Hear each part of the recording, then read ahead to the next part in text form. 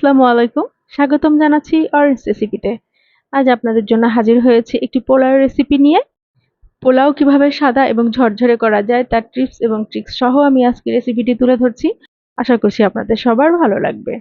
প্রথমে হাঁড়িতে আমি পরিমাণ মতো সয়াবিন তেল নিব এবং এখানে আমি 1 চামচের মতো ঘি দিয়েছি।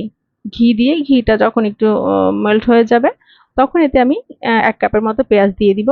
পেঁয়াজ দিয়ে আমি হালকা একটু ভেজে নিব, হ্যাঁ? এটা আমি একদম লাল করে নিব না, লাল করলে কি হবে পোলার কালারটা চেঞ্জ হয়ে যাবে। আমি হালকা একটু ভেজে নিব, হালকা ভেজে নিয়ে এর মধ্যে আমি দিয়ে দিব 4টা তেজপাতা, 4 টুকরা দারুচিনি, 4-5টা লবঙ্গ এবং অল্প একটু জয়ত্রী, 1 চা চামচের মতো বা 10-12টার মতো আমি এখানে গোলমরিচ ব্যবহার করেছি।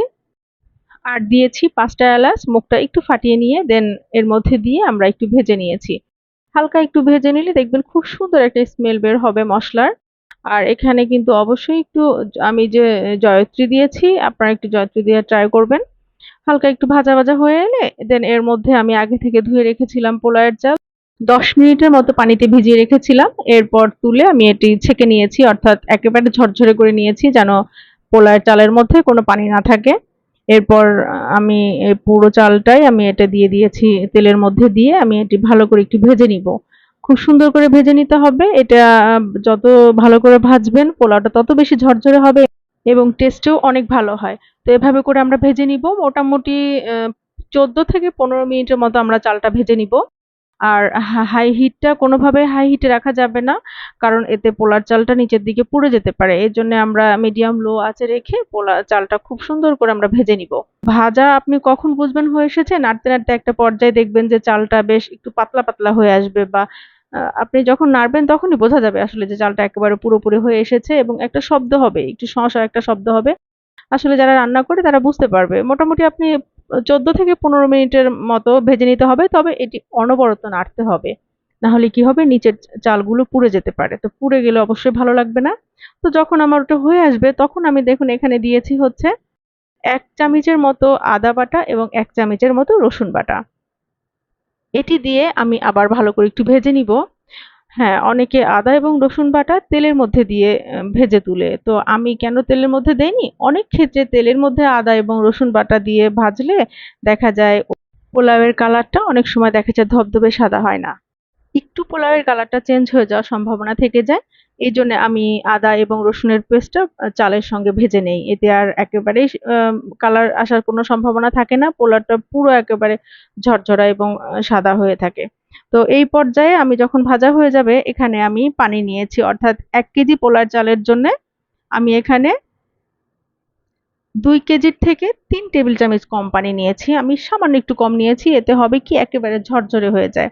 আর এখানে আমি 2 টেবিল চামচের মতো গুঁড়া দুধ, এই পোলাওয়ের যে পানিটা নিয়েছি এখান থেকে আমি সামান্য একটু পানি তুলে নিয়ে এটি দিয়ে গুলিয়ে আমি এর মধ্যে দিয়ে দিলাম। আপনারা ইচ্ছা করলে এখানে গরুর দুধও ব্যবহার করতে পারবেন। তো আর দিয়েছি আমি এখানে পরিমাণ মতো লবণ। এরপর আমি এটিকে ঢেকে বলক আসা পর্যন্ত অপেক্ষা করব। তো আমাদের যখন বলক চলে আসা শুরু করেছে দেখুন, আমরা এই পর্যায়ে আমি এখানে কিছুটা চিনি অ্যাড করেছি, খুবই সামান্য, সেটা 1 চা চামচেরও অর্ধেকের মতো হবে চিনি অ্যাড করে আমি এটি নেড়ে আবার ঢেকে দিয়েছি। তো আমার এবার খুব ভালো করে বলক চলে এসেছে এবং পানিও মোটামুটি শুকিয়ে এসেছে।